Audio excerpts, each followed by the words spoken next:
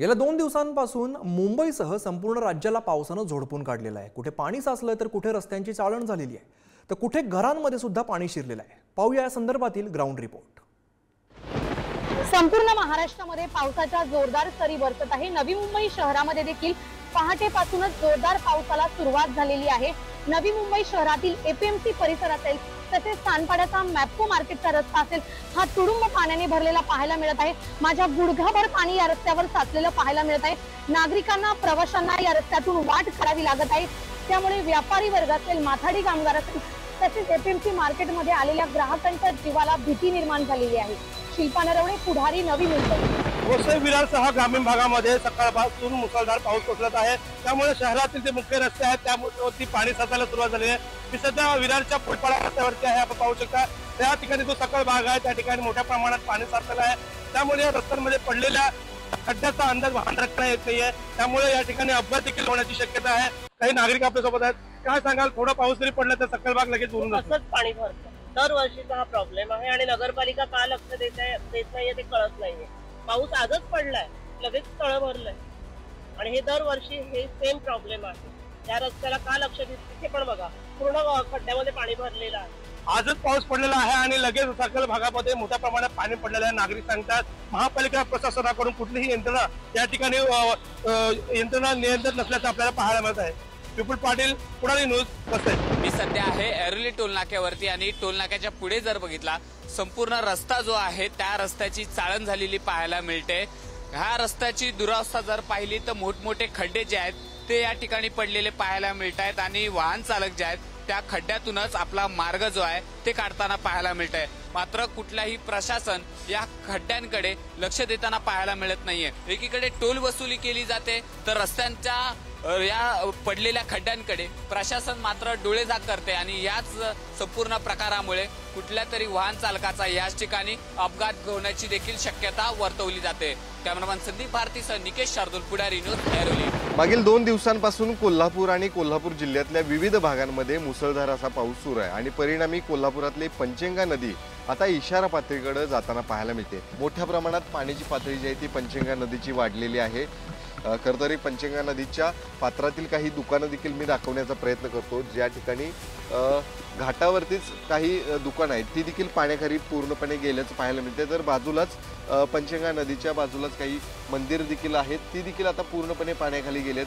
जेव्हा इशारा पातळी पंचगंगा नदी गाठते तेव्हा सर्वच नदीकाठच्या लोकांना जो आहे तो सतर्कतेचा इशारा जो आहे तो देण्यात येतो आणि त्यांना स्थलांतर होण्याची देखील सूचना देण्यात येतात। कॅमेरामन ओंकार वळवडेसह शेखर पाटील, पुढारी न्यूज, कोल्हापूर।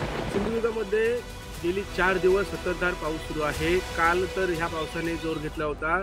सिंधुदुर्ग प्रशासनाने ऑरेंज अलर्ट जारी करण्यात आलेला आहे। ठिकठिकाणी सावंतवाडी असेल, कुडाळ असेल, कणकवली, वैभववाडी, त्यात मालवण ह्या सर्वच ठिकाणी ह्या सर्व तालुक्यांमध्ये पाऊस पडत आहे। सध्या नद्यांची पातळी देखील वाढलेली आहे। आपण कणकवली ही जानवली नदी आहे, या नदीच्या किनारी आहोत आणि नदीचे पाण्याचे पात्र देखील वाढले आहे। पाऊस थोडासा उसंती घेतली तरी सध्या पाऊस गेली 2 दिवस सुरू आहे आणि काल बघितलं तर आचरा रस्ता हा 3 ते 4 तास बंद होता। सकाळी पाणी आल्यामुळे 3 ते 4 तास बंद होता।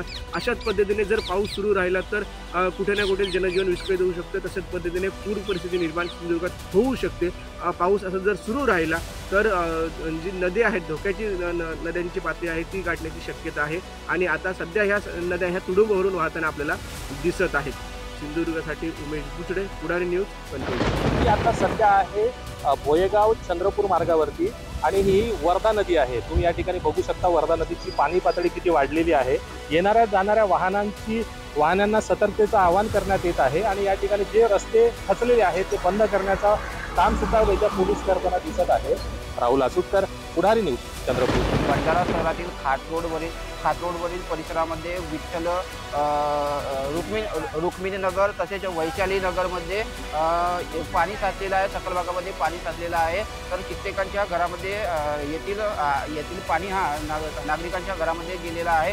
तर आपण येथील कुटुंबाकडून जाणून घेऊया, काय सांगाल तुमच्या घरामध्ये पाणी शिरलेलं आहे आणि काय सांगाल?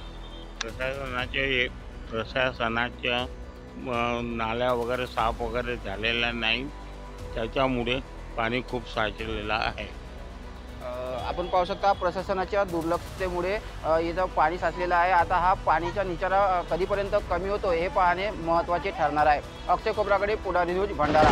आपण उभे आहोत रत्नागिरी जिल्ह्यातील खेड या ठिकाणी आणि माझ्या पाठीमागे पाहू शकता आपण ही जगबुडी नदी आहे।